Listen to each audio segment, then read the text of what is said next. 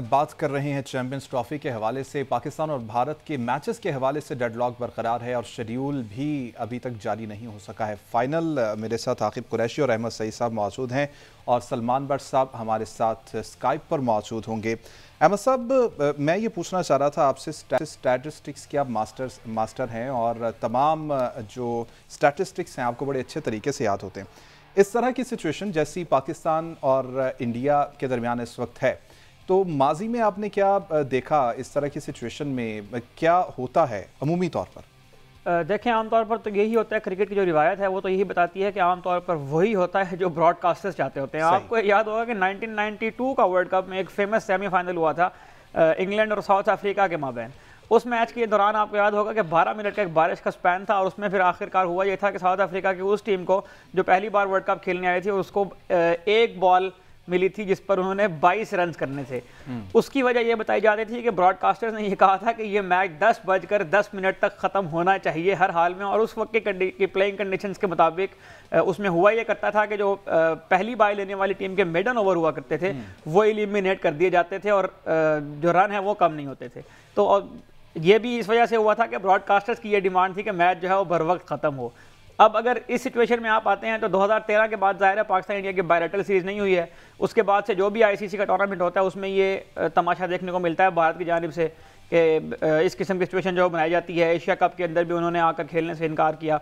पाकिस्तान जो है वो बहुत कोशिश कर रहा है कि अपनी क्रिकेट जो है उसको वापस रिवाइव करे। तमाम टीमें पाकिस्तान में आकर खेल चुकी हैं। भारत की टीम जो है उसकी हरधर्मी यकीन अभी तक बरकरार है। उसका एक रीज़न ये है कि जो आईसीसी के ब्रॉडकास्टर्स हैं उनमें भी बहुत ज़्यादा इन्फ्लुएंस चूँकि इंडियंस का है और जो रेवेन्यू जनरेशन का आईसीसी का मॉडल है उसमें भी बहुत ज़्यादा चूँकि इंडिया के जो है वो फ़वाइद वाबस्ता हैं। तो यकीनन इसमें इस तरह के मामलात के अंदर आईसीसी हो, बीसीसीआई हो, इवन पीसीबी हो, देखता तो हर कोई अपना माशी फ़ायदा ही है। और माशी फ़ायदे के तौर पर अगर आप देखें तो पीसीबी ने चूँकि इन्वेस्ट कर दिया हुआ है अपने स्टेडियम्स को रीबिल्ड करने के लिए, उन स्टेडियम्स को रीस्ट्रक्चर किया है पीसीबी ने एक बहुत बड़ा पैसा लगा के उसके ऊपर। तो पीसीबी भी ये नहीं चाहेगा कि जो इन्वेस्टमेंट हमने चैंपियंस ट्रॉफी के लिए की हुई है उस इन्वेस्टमेंट को भी वो पे बैक ना कर पाए। कोई भी ऐसा मॉडल, कोई भी ऐसा तरीक़ाकार जो है उसको पीसीबी इख्तियार करने में ज़रा हेजिटेंट होगा। तो देखेंगे डेडलॉक कहाँ तक जाता है। 1 दिसंबर जो है वो एक बहुत सेंसिटिव डेट है, उसमें चूंकि जे शाह खुद आ जाएंगे आईसीसी के अंदर, तो उससे पहले कि जो कुछ सिचुएशंस कैसे चेंज होंगी ये भी गुफ्तगू करेंगे। सलमान बट साहब ने फाइनली ज्वाइन कर लिया। सलमान साहब, सारी डिस्कशन और सारी गुफ्तगू इसी हवाले से है कि डेडलॉक है और डेडलॉक कब तक रहेगा ये तो कोई कुछ नहीं कह सकता। आप ये कहिएगा कि रूल्स इस हवाले से क्या कहते हैं? देखिए, ये डेडलॉक है। आई थिंक पाकिस्तान बिल्कुल राइट पे है। पाकिस्तान क्रिकेट बोर्ड ने बिल्कुल सही स्टांस लिया हुआ है। बट द प्रॉब्लम है कि इस दुनिया में मेरिट पे फैसले नहीं होते। अगर मेरिट पे फैसले होने लगे तो इस टाइम दुनिया में बड़ा अमन, बड़ा और कोई नो नॉनसेंस चल होता ये में जाएगा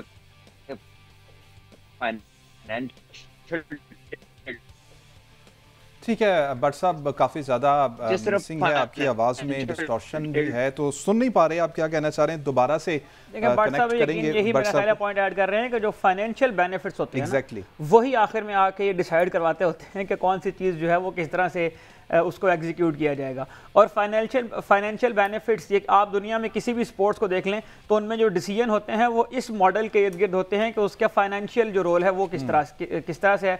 तो आईसीसी अनफॉर्चुनेटली इस हवाले से बिल्कुल इस वक्त अपना रोल प्ले करने में बुरी तरह नाकाम हो चुकी हुई है। और ये जो एक सैंडविच सा बना हुआ है इस पूरे सिचुएशन के अंदर, इसमें जो सबसे ज़्यादा एक्सपोज हो रहा है जो इदारा, वो यकीनन आईसीसी है जिसके ज़िम्मे है क्रिकेट के मामलात को चलाना दुनिया भर में। और अगर रेवेन्यूज़ की आप बात कर रहे हैं तो देखें, हमने माजी में ये भी देखा था कि जो क्रिकेट वर्ल्ड कप में टीमों की तादाद थी वो भी बढ़ने की बजाय कम होती रही। इस वजह से कि ब्रॉडकास्टर्स की ये डिमांड थी कि इंडिया को ज़्यादा मैच खेलने को मिले। इस दौरान पाकिस्तान और इंडिया को एक ग्रुप में रखा जाता था अक्सर, ताकि ज़्यादा से ज़्यादा जो है वो पैसे कमाए जा सकें, ज़्यादा से ज़्यादा रेवेन्यूज़ जनरेट किए जा सकें। तो अनफॉर्चुनेटली मेरिट की बजाय रेवेन्यू कमाने के ऊपर ज़्यादा फोकस है तमाम इदारों का। ठीक है। अच्छा आकिब, आपकी जानिब आना चाहेंगे।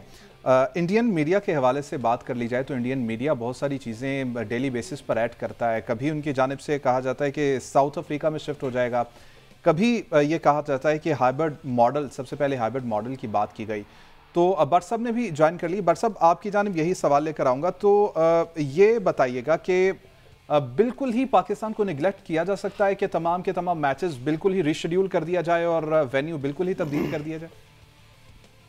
देखिए, फिर इससे ज्यादा ब्लेटेंट जाती तो कोई नहीं हो सकती, और आई थिंक ये इतना आसान नहीं है कि बिल्कुल ही आप इसको साइड पे कर दे। यानी कि ये बाकी कंट्रीज को क्या मैसेज भेजेंगी कि कोई, आई थिंक कॉलोनियल दौर दोबारा आ गया कि बस एक जो है वो सबको रूल कर रहे हैं और उनकी मानी जाएगी। आई डोंट थिंक सो कि इस तरह होगा, और I think ICC also have a reputation to look after.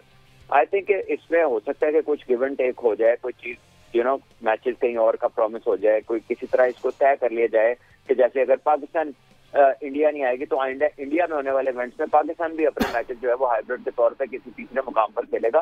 कुछ भी इस तरह का गिव एंड टेक हो सकता है, लेकिन ये फैसले फाइनेंशियल टिल्ट के साथ ही हमेशा जाते हैं। मेरिट पे अगर दुनिया में काम होता तो दुनिया बड़ी अमन वाली जगह होती। मेरिट तो आपको किसी जगह नजर नहीं आता। अच्छा भट्ट साहब, डटे तो हैं, पाकिस्तान अपनी जगह पर, पीसीबी अपनी जगह पर डटा है, लेकिन आप समझते हैं कि हमारी पोजीशन इतनी स्ट्रांग है कि ज़्यादा देर तक हम अपनी इस पोजीशन को बरकरार रख पाएंगे? पिघलना पड़ेगा या फिर इसके बावजूद हमें दोबारा से हाइब्रिड की तरफ जाना पड़ेगा? देखिए, जब आप देखिए, हमसे ज्यादा दूसरी तरफ सिर्फ फाइनेंशियल पावर का जो है ना वो फायदा उठा रहे हैं, वरना जिधर 8 मुल्क आने को तैयार है वहां पे 9वें को क्या प्रॉब्लम है? और क्या वो 8 के 8 को ओवरवेलम कर जाएंगे 9वें के? वो कहेंगे कि ठीक है, सारे कहीं और चलते हैं क्योंकि जी हमारा एक प्लेयर जो है वो यहाँ पर नहीं है। सो आई गेस के कहीं ना कहीं पाकिस्तान इस वेटेज को किसी और तरह यूज कर सकता है। जैसा मैंने पहले कहा कि अगर पाकिस्तान में इंडिया नहीं आना चाहता वो हाइब्रिड के तौर पे, तो जो इंडिया में इवेंट्स होने हैं वो पाकिस्तान भी बाहर खेल ले, अपने मैच दुबई में खेल ले, अपने श्रीलंका में खेल ले, जहां इनको सूटेबल है। ये भी मना करते हैं वहां जाने से, क्योंकि पाकिस्तान में तो ये एक इवेंट है और वो भी बड़े अरसे बाद मिला है। इंडिया में तो हर 2-3 साल बाद एक इवेंट होता है, but then the same rule should apply to that as well. अच्छा भट्ट साहब, इसमें एक और बहुत दिलचस्प स्टेटमेंट जो है वो शुएब अख्तर साहब की तरफ से आई है। उन्होंने कहा कि मुझे लगता है कि इंडिया, अभी भी मुझे लग रहा है कि इंडिया की टीम जो है वो पाकिस्तान आ जाएगी खेलने के लिए। तो आपको भी कहीं ये लग रहा है कि इंडिया आ जाएगा पाकिस्तान खेलने? देखिए, अगर ये होता है तो ये बड़ी खुशहाइन बात है। हम तो पहले दिन से वेलकम कर रहे हैं। पाकिस्तान में कोई ऐसा सेगमेंट ऑफ सोसाइटी नहीं है जिसने इंडिया को ना आने पर इंकरेज किया। हर बंदे ने वेलकम की कोशिश की अपनी अपनी कैपेसिटी में, और हमें अच्छा लगेगा जब इंडियन सुपरस्टार जो क्रिकेट के हैं वो आके खेलेंगे। यहाँ पे भी उनकी बड़ी फैन फॉलोइंग है। आई थिंक ये जो पॉलिसी मेकिंग है ना, उनका गवर्नमेंट का यूएसपी ये है कि वो उसको पाकिस्तान को जो है ना एंटाई करके जो है चीजों को चला रहे हैं। Otherwise I don't think it's a bigger issue. देखिए, हालात खराब भी होते हैं, लेकिन हालात ठीक फिर इसी तरह होते हैं ना। और क्या तरीका हालात को ठीक करने का?